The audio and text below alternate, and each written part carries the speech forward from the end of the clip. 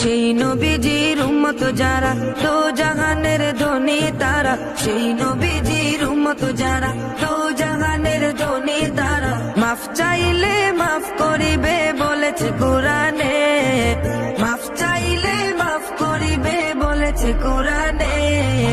আল্লাহ তাআলা রহমতের দুয়ার খুলেছে, হায়রে আল্লাহ তাআলা রহমতের দুয়ার খুলেছে।